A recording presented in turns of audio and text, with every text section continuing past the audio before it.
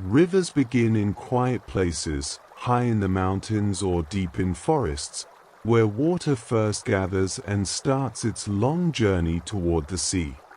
The beginning of a river is often just a small spring, a place where groundwater seeps up through the soil and forms a tiny pool. From there, the water begins to flow downhill, following the gentle slope of the land.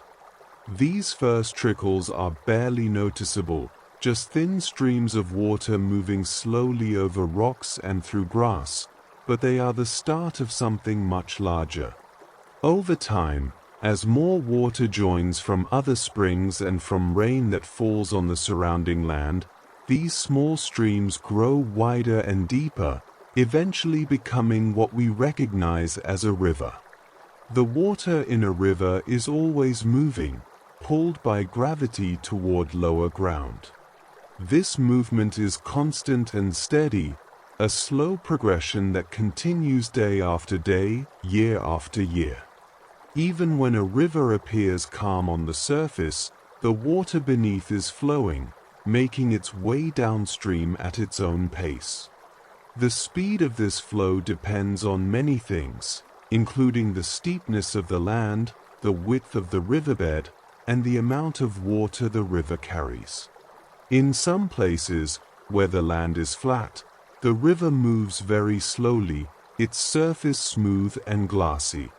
In other places, where the land drops more steeply, the water moves a bit faster, but still with a gentle, rhythmic quality that is soothing to watch and hear. Rivers follow paths that have been carved into the earth over thousands and thousands of years. The water flows where the land is lowest, finding the easiest route downward.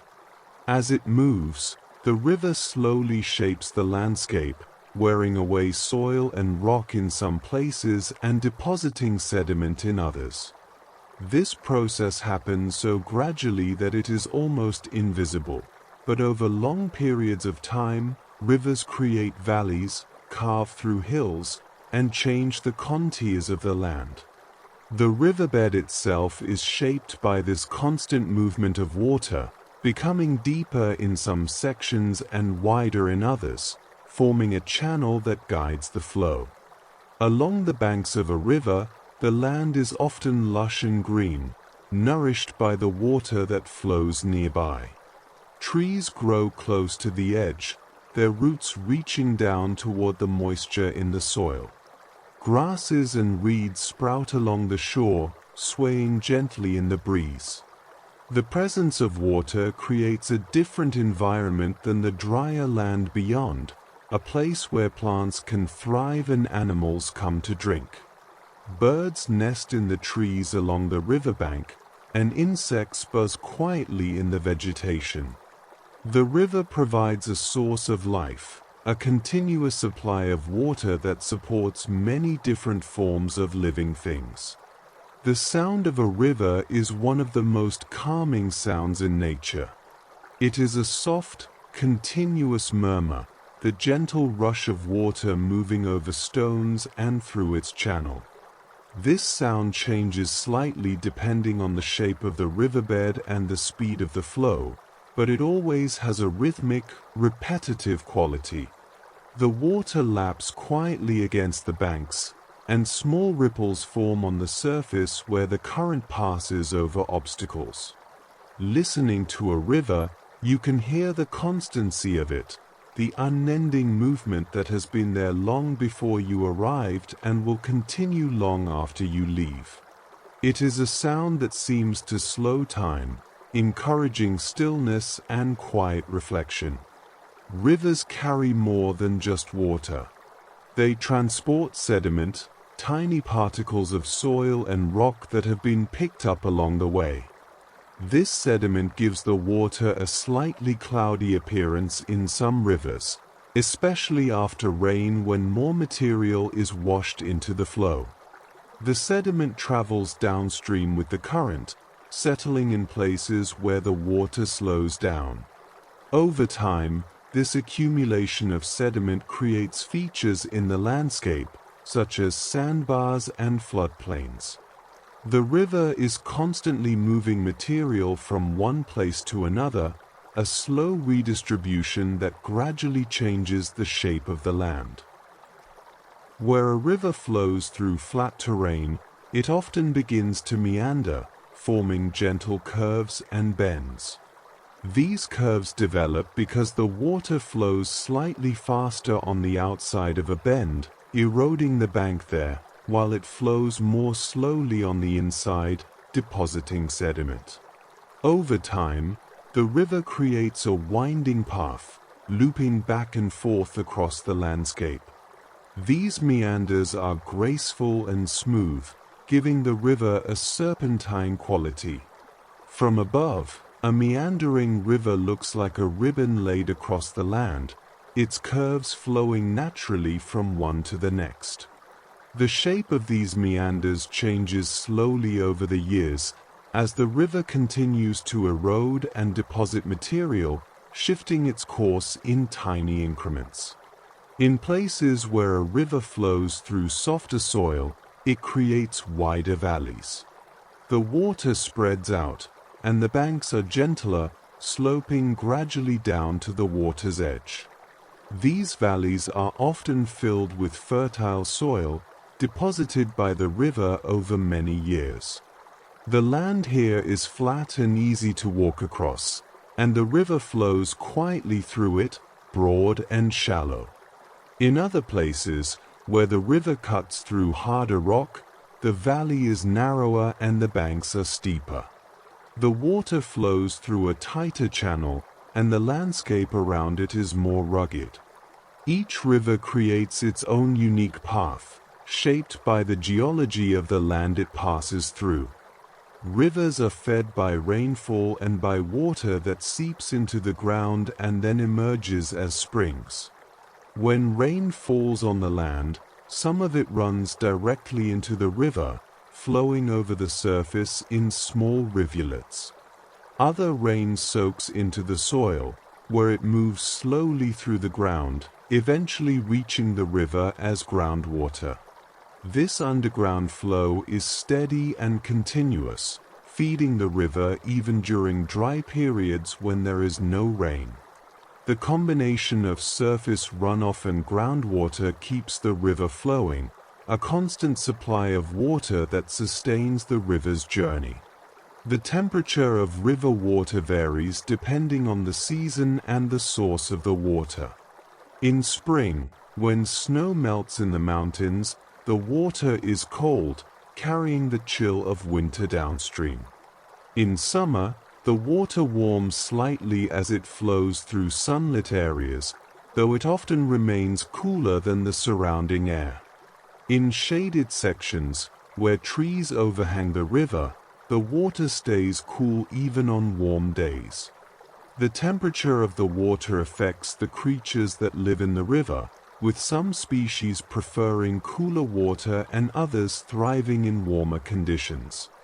The river provides different habitats within its length, each section offering slightly different conditions.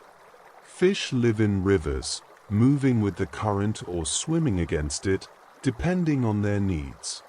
Some fish spend their entire lives in the river, while others travel between the river and the sea, following ancient patterns of migration. These fish navigate the river's flow, finding places to rest behind rocks or in slower sections where the current is not as strong. They feed on insects, smaller fish, and other organisms that live in the water. The river provides everything they need, a flowing habitat that changes with the seasons but remains a constant presence in their lives. Insects are abundant near rivers, their larvae developing in the water before emerging as adults. Dragonflies hover over the surface, their wings catching the light. Mayflies dance in swarms above the water, their lives brief but part of a cycle that has repeated for millions of years. Caddisflies and stoneflies spend their early stages clinging to rocks in the riverbed, adapted to the constant flow of water around them. These insects are an important part of the river's ecosystem, providing food for fish and birds and contributing to the cycling of nutrients in the water. The plants that grow along a river's edge are specially adapted to life near water. Willows drape their branches over the river, their leaves trailing in the current. Cattails and rushes grow in clumps along the shore, their roots anchored in the wet soil. These plants help to stabilize the riverbank, their roots holding the soil in place and preventing erosion. They also provide shelter for small animals and nesting sites for birds. The vegetation along a river creates a ribbon of green through the landscape, a corridor of life that follows the water's path. Rivers connect different parts of the landscape, flowing from high elevations down to lower ones, eventually reaching lakes or the ocean. Along the way, they pass through many different environments, from mountain forests to open plains, from rocky gorges to gentle meadows. Each section of the river has its own character, but all are part of the same continuous flow. The river ties these places together, carrying water and nutrients from one area to another, linking ecosystems in a long, meandering line. Where two rivers meet, they form a confluence, a place where the waters merge and continue together as one larger river. At a confluence, you can sometimes see the two streams of water flowing side by side for a short distance before they fully mix. The water from each river may be slightly different in color or temperature, creating a visible line where they meet. Gradually, the waters blend together, and the river continues downstream, now carrying the combined flow of both sources. Confluences are peaceful places, where the gentle merging of waters creates a sense of joining and continuity. Rivers create habitats not just in the water itself but also in the lands immediately surrounding them. The floodplain, the flat area next to a river that is sometimes covered by water, is one of these important habitats. During times of high water, the river spreads out onto the floodplain, depositing sediment and nutrients. When the water recedes, it leaves behind rich soil that supports diverse plant life.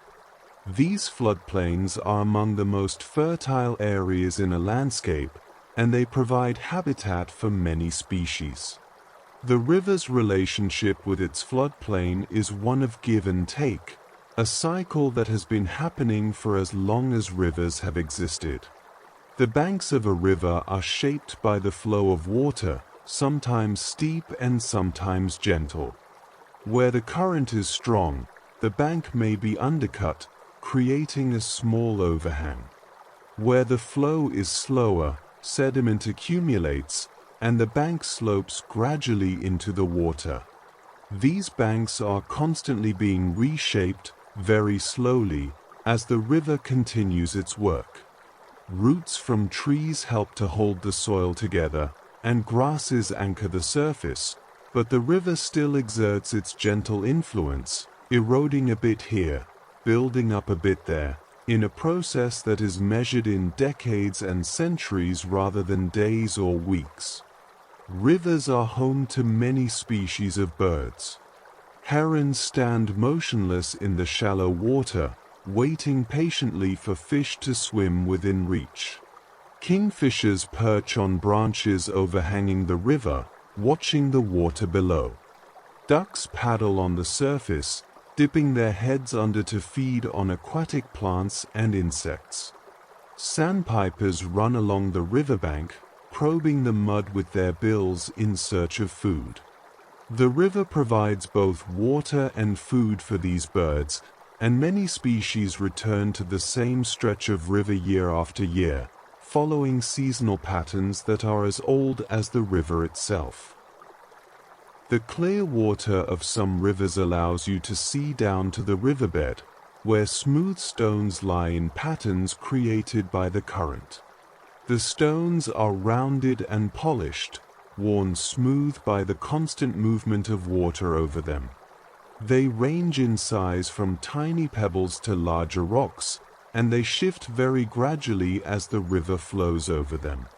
In deeper sections, the water is darker, and the bottom is less visible, but the sense of depth and movement is still there. The play of light on the water's surface creates patterns that shimmer and change, reflections of the sky and the surrounding trees that dance gently with the current. Rivers have been part of the earth for a very long time, much longer than humans have existed. They have flowed through ice ages and warm periods, through times when the landscape looked very different than it does today. The water that flows in a river today is part of a cycle that has been repeating for billions of years, moving from the sky to the land to the rivers and back again. This cycle is constant and reliable, a fundamental process that shapes the world. The river you see today is a continuation of something ancient, a flowing presence that connects the past with the present. In winter, when temperatures drop, some rivers slow down as ice forms along their edges. The ice starts at the banks, where the water is shallowest and moves most slowly, and gradually extends toward the center. In very cold climates, the entire surface of a river may freeze, though the water usually continues to flow beneath the ice.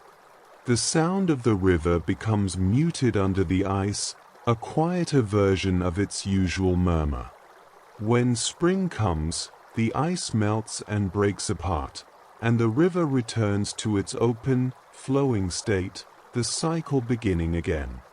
The gradient of a river, the rate at which it drops in elevation, affects how it flows and what it looks like. A river with a steep gradient flows more quickly, moving with more energy. A river with a gentle gradient flows slowly, spreading out and meandering across the landscape. Most rivers have sections of different gradients, flowing faster in some places and slower in others. These differences create variety in the river's character, giving it both dynamic and calm stretches, each with its own qualities. Turtles sun themselves on logs and rocks along the river, basking in the warmth. They slip quietly into the water when disturbed, swimming with slow, deliberate strokes. These turtles spend much of their time in the river, feeding on aquatic plants and small creatures. They are part of the river's ecosystem, one of many species that depend on the flowing water for their survival. Their presence adds to the sense of life that surrounds a river, a reminder that the water supports a whole community of living things. The water in a river is always being renewed. The river is not a static body of water but a constantly moving flow. The water that passes a particular point today will be far downstream tomorrow, replaced by new water from upstream. This continuous renewal means that a river is always changing, even as it remains fundamentally the same. The individual molecules of water move through the system, but the river itself persists, a permanent feature of the landscape. Rivers carry dissolved minerals that have been leached from rocks and soil along their path. These minerals give the water its particular chemistry, which can vary from one river to another. Some rivers have water that is soft, with few dissolved minerals, while others have harder water with more minerals. This chemistry affects the types of organisms that can live in the river and influences the taste of the water. The minerals are invisible, but they are part of what makes each river unique. Beaver dams are sometimes found along rivers, built by beavers from sticks and mud. These dams slow the flow of the river, creating ponds upstream. The beavers live in lodges built in these ponds, using the water for protection and transportation. The dams change the character of the river in that section, creating still water where there was once a flowing stream. Over time, sediment accumulates behind the dam, and new wetland habitat is created.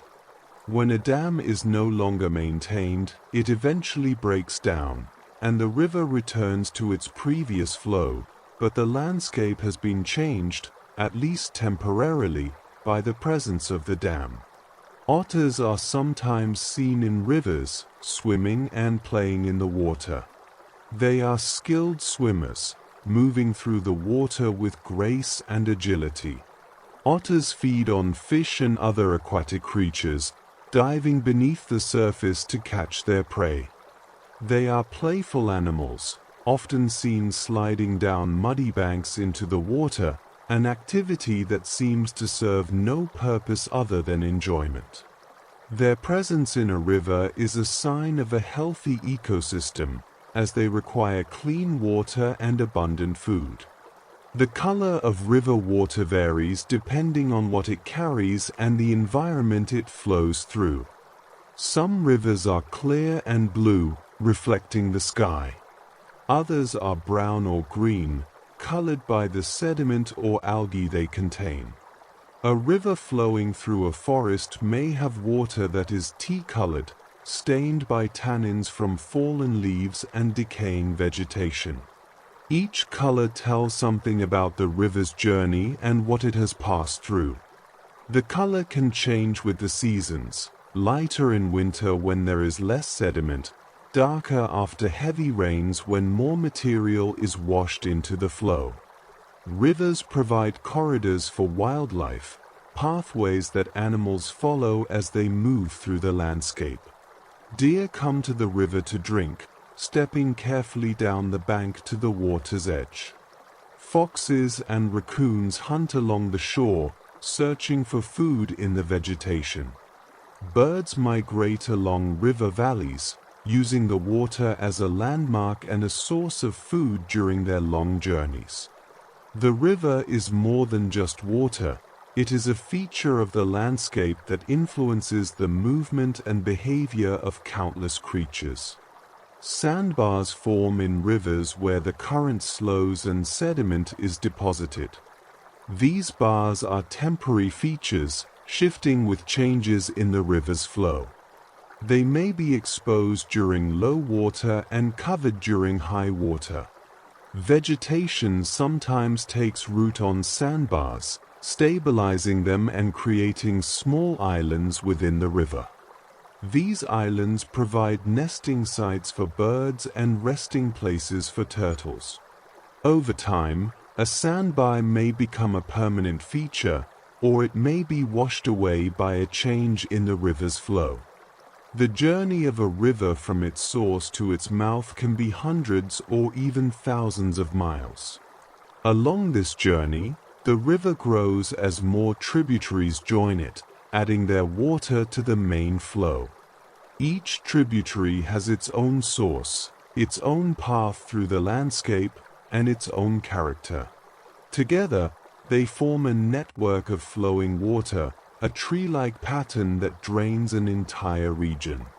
This network is called a watershed or drainage basin, and it connects all the streams and rivers in an area into one interconnected system. Rivers have been important to humans for thousands of years, providing water for drinking and irrigation, pathways for transportation, and sources of food. Many civilizations developed along rivers, building their settlements on the banks to take advantage of the water. The river provided for these communities, but it also demanded respect.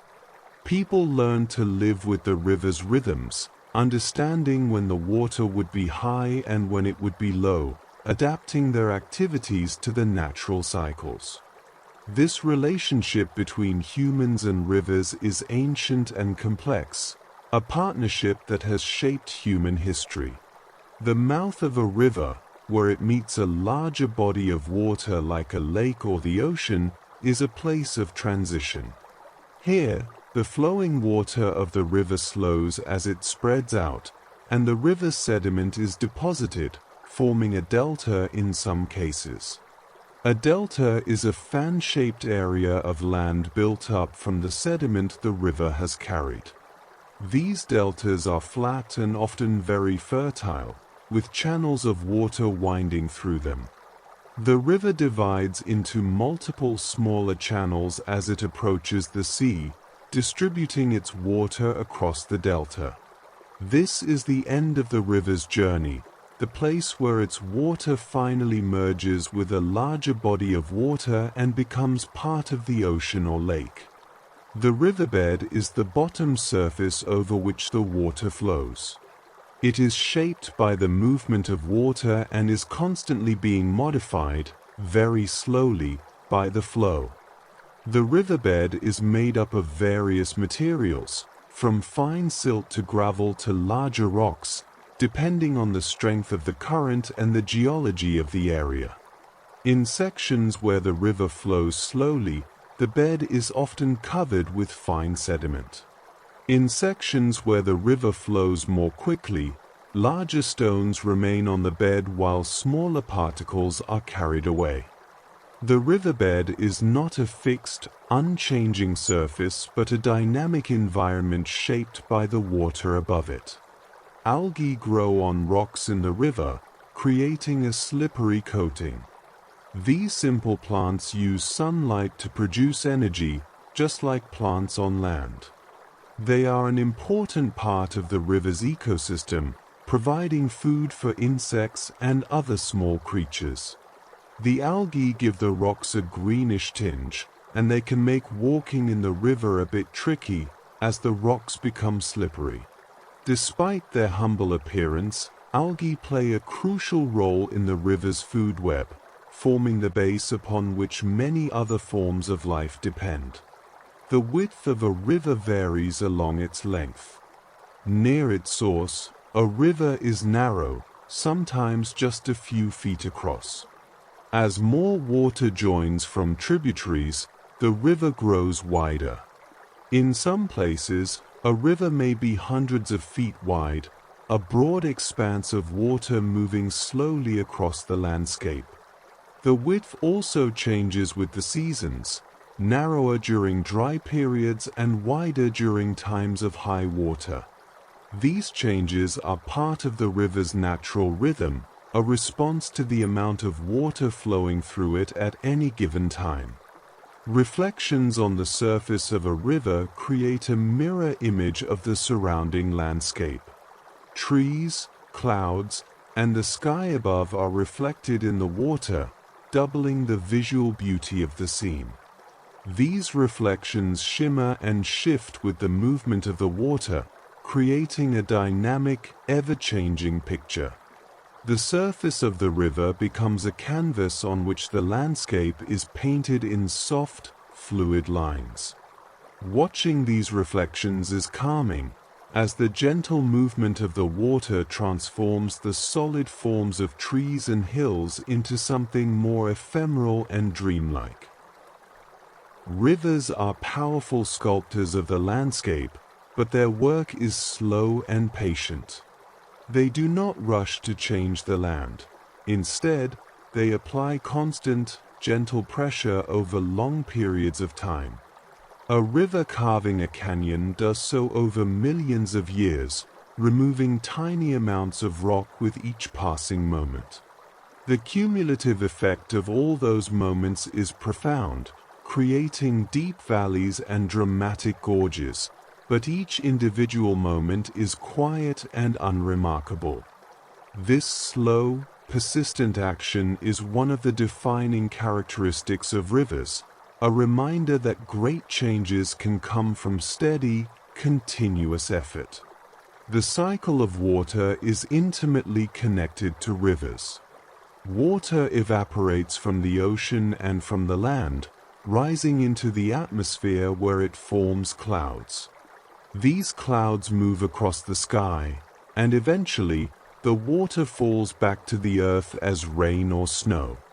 Some of this water flows over the land's surface, gathering in streams and rivers, while some soaks into the ground. The rivers carry the water back toward the ocean, completing the cycle. This movement of water through the environment is constant and essential, and rivers are a key part of this cycle, the pathways that return water to the sea. Small waterfalls sometimes form along a river where the water drops over a ledge of rock. These waterfalls are not always large or dramatic. Many are just a few feet high, a gentle cascade where the water tumbles over an obstacle. The sound of a waterfall is soothing, a soft rushing noise that blends with the overall murmur of the river. The water froths slightly as it falls, creating tiny bubbles that dissipate quickly as the river continues on its way. These small waterfalls add variety to the river's course, breaking up the smooth flow with moments of gentle tumult. The speed at which a river flows is called its velocity. This velocity is not uniform across the river. It varies from place to place. The water flows fastest in the center of the river, where it is deepest and encounters the least friction. Near the banks and near the bottom, the water flows more slowly because of the drag created by the riverbed and the shore. This variation in velocity creates currents within the river, subtle patterns of flow that are not immediately visible but that affect how sediment is transported and how the river shapes its channel. Frogs live along rivers, their calls adding to the soundscape in the evening. They spend part of their lives in the water and part on land, moving between the two environments. Frogs lay their eggs in the river, and the tadpoles develop in the water before transforming into adults. The presence of frogs is another sign of a healthy river ecosystem, as these amphibians are sensitive to water quality and require clean, unpolluted water to survive. Their calls are a familiar sound near rivers, a rhythmic chorus that rises and falls with the coming of night. The river carries organic matter along with sediment and dissolved minerals. Leaves fall into the water from overhanging trees, and twigs and branches are washed in from the banks. This organic material becomes food for insects and other small creatures, breaking down gradually as it travels downstream. The decomposition of this material releases nutrients into the water, which are then taken up by algae and aquatic plants. This cycling of nutrients is an important part of the river's ecology, supporting the growth of organisms that form the base of the food web. In some regions, rivers flow through wetlands, areas where the land is saturated with water. These wetlands are rich habitats, full of diverse plant and animal life. The river spreads out in the wetland, moving slowly through channels and across open water. The vegetation in wetlands helps to filter the water, removing pollutants and sediment before the water continues downstream. Wetlands also provide important habitat for birds, fish, and many other species. The river and the wetland are interconnected, each influencing the other in a complex relationship. The surface of a river is never perfectly still. Even on a calm day, small ripples form where the water flows over the uneven riverbed. These ripples are gentle, barely noticeable, but they reveal the constant movement of the water. The surface is also affected by the wind, which can create waves on larger rivers. These waves are small compared to ocean waves, but they add to the sense of motion and life that characterizes a river. The interplay of light on these ripples and waves creates patterns that are endlessly varied and subtly beautiful. Rivers support a wide variety of aquatic invertebrates, creatures like snails, clams, and crayfish. These animals live on the riverbed or cling to rocks and plants, feeding on algae, decaying organic matter, and each other. They are an important part of the river's food web, providing food for fish and birds. Many of these invertebrates spend their entire lives in the river, adapted to the constant flow of water and the specific conditions of their habitat. Their diversity is an indicator of the river's health, as a wide variety of species suggests a well-functioning ecosystem. The path of a river is never perfectly straight. Even in areas where the land is very flat, the river develops curves and bends. This is partly due to small irregularities in the riverbed that cause the water to flow more to one side or the other. Once a slight curve begins to form, it tends to become more pronounced over time, as the faster-flowing water on the outside of the curve erodes the bank while the slower-flowing water on the inside deposits sediment. This process creates the meandering pattern that is so characteristic of rivers in flat landscapes. In regions with distinct seasons, rivers change their appearance throughout the year. In spring, when snow melts and rain is frequent, rivers are often higher and flow more swiftly. The water may be cloudy with sediment washed in from the surrounding land. In summer, as rainfall decreases, rivers become lower and clearer, the flow slower and more gentle. In autumn, leaves fall into the water, adding color to the river and contributing organic matter to the ecosystem. In winter, depending on the climate, rivers may partially freeze or continue to flow, their character quieter and more subdued. These seasonal changes are part of the river's rhythm, a yearly cycle that has repeated for as long as the river has existed. The transition from a small stream to a larger river is gradual. There is no single point where a stream becomes a river. Instead, the change happens slowly as more water is added. The channel widens, the flow increases, and the stream takes on the characteristics of a river. This gradual transformation is part of the river's continuity, a seamless progression from small beginnings to a larger, more substantial flow. Rivers can persist for a very long time in the same general location, though their exact course may shift gradually. The valleys they create provide a natural path for the water, and even if the precise position of the channel moves, the river continues to flow through the same valley. This persistence means that rivers are enduring features of the landscape present across geological time scales.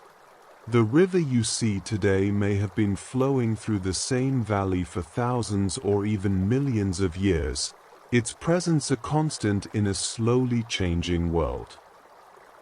The water in a river is in constant motion, but it is also part of a larger stillness. The river flows, but it does so within a landscape that changes much more slowly. The hills around the river, the forests and fields, the sky above, all of these elements frame the river, providing context for its movement. The river is dynamic within this relatively static setting, a line of motion in a landscape of stillness. This contrast is part of what makes rivers so compelling and so calming to be near. They offer both change and constancy, movement and peace. Mussels and clams live in the sediment at the bottom of rivers, filtering water through their bodies to extract food. These bivalves are sedentary, remaining in one place for much of their lives. They burrow into the sand or mud, with only a small part of their shell visible. As they filter water, they help to keep the river clean, removing particles and improving water quality.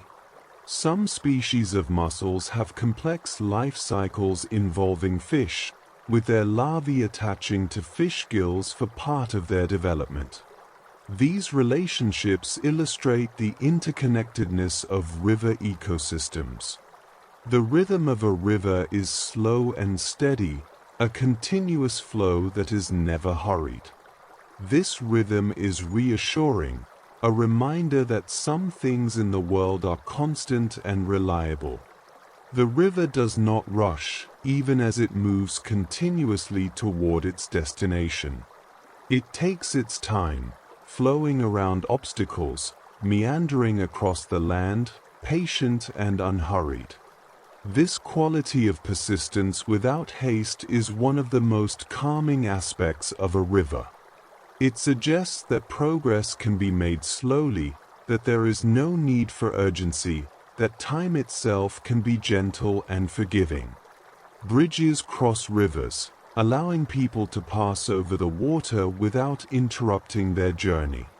From a bridge, you can look down at the river below, watching the water flow past. The view from a bridge offers a unique perspective on the river, showing its width and the patterns of its flow. Some bridges are simple, just wooden planks or stone arches. Others are more elaborate, with steel and concrete spanning wide rivers. But all bridges share the same purpose, connecting two shores and allowing passage over the flowing water. The river continues its journey through the night, flowing just as it does during the day. In darkness, the river is quieter, or perhaps it is simply that other sounds are absent, making the river's murmur more noticeable. The water reflects the moonlight, creating a silver path across the surface. Animals come to drink under cover of darkness, and the river provides for them just as it does during the day. The river does not rest, it flows continuously, through all hours and all seasons, a constant presence. Eddies form in rivers where the main flow encounters an obstacle or where the channel changes direction. These are circular currents that swirl gently, moving in a different pattern than the main flow. Eddies can trap floating debris, creating small accumulations of leaves and twigs. They also provide resting places for fish, areas where the current is not as strong.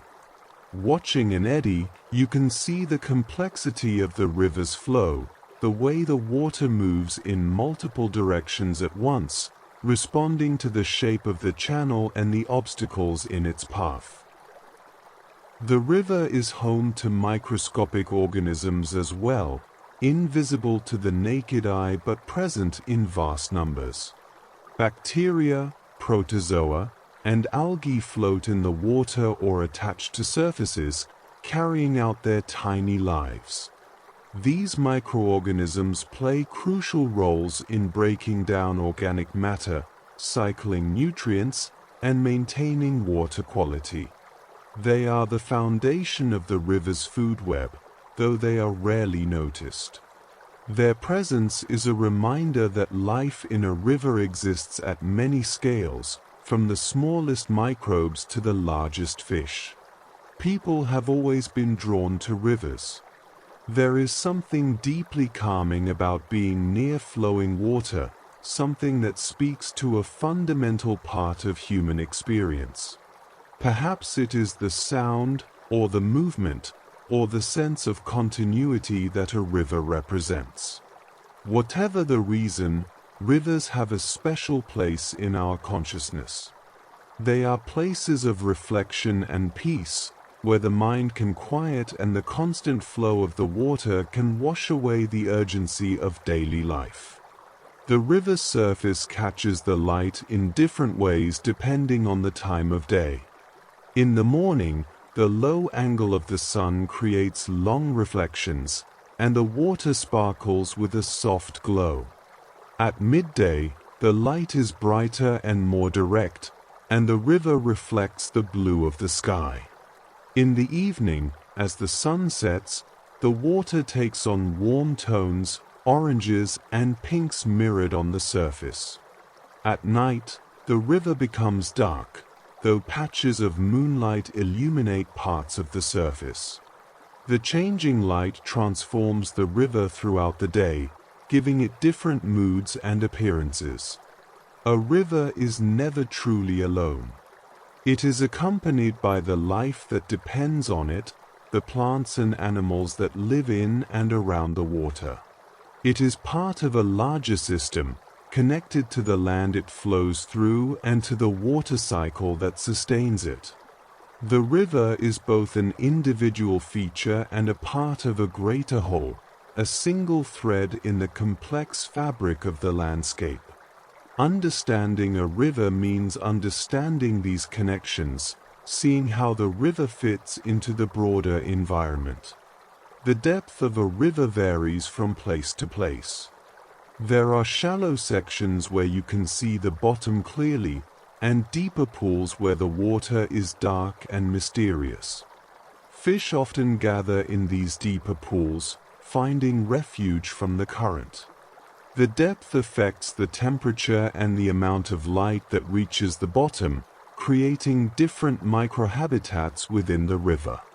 A shallow riffle may be warm and bright, full of algae and insects, while a deep pool is cooler and dimmer, a different kind of environment.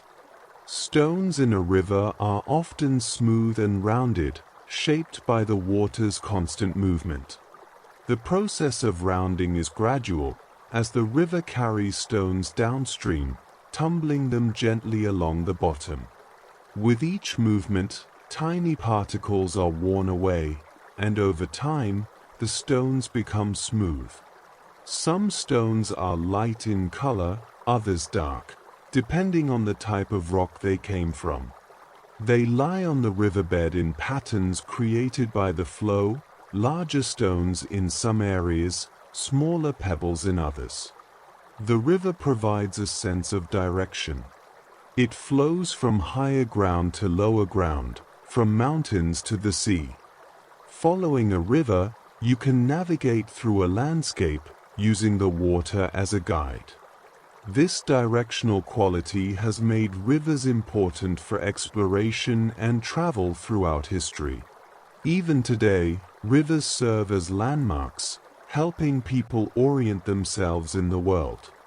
The river's flow is a constant arrow pointing toward the lowest point in the landscape, a natural compass. Grasses grow along the river's edge, their roots forming a dense mat that helps to hold the soil in place. These grasses are adapted to the occasional flooding and the moist conditions near the water. They sway in the breeze, their movement adding to the sense of gentle motion that characterizes a riverbank. In autumn, the grasses turn golden, and in winter, they may become brown and dormant, but they return green and vibrant each spring. The river is patient. It does not force its way through the landscape but works with it, finding the path of least resistance. When the river encounters a hard rock, it flows around it or slowly wears it away, taking centuries to make progress. This patience is instructive. It suggests that persistence, rather than force, is the way to overcome obstacles. The river's quiet determination, its willingness to take the time needed to reach its destination, is a powerful lesson in endurance. Small fish dart through the shallows, moving quickly when startled. These fish are often young, growing in the protected areas near the shore before moving to deeper water as they mature. They feed on insects and small invertebrates, their lives closely tied to the river's rhythms. Watching them, you can see how perfectly adapted they are to their environment, their streamlined bodies moving effortlessly through the water. The river connects upstream and downstream, creating a continuity of flow. What happens far upstream eventually affects areas downstream. sediment, nutrients, and even temperature changes travel with the water, linking different parts of the river system. This connectivity means that a river is not a series of separate sections but a single, integrated system. Understanding this helps to appreciate the river as a whole, not just as isolated parts. In the evening, as the light fades, the river takes on a softer appearance. The details become less distinct, and the water seems to blend with the surrounding landscape. The sounds of the river become more prominent in the quiet of dusk. The day's warmth begins to fade, and the air becomes cooler. This is a peaceful time to be near a river, as the transition from day to night unfolds slowly and gently. The river continues its flow, indifferent to the changing light, a constant presence as the world shifts from brightness to darkness. The river flows toward the sea, but it is in no hurry. It takes its time, meandering across the land, pausing in deep pools, spreading out in wide, flat sections. The journey may be long, covering hundreds of miles, but the river moves through it with quiet determination. There is no sense of urgency, no rush to reach the end. The river simply flows, day after day, year after year, fulfilling its purpose through steady, continuous movement. This unhurried progress is calming to consider, a reminder that not everything in life needs to be fast, that there is value in taking time, in moving slowly and steadily toward a distant goal.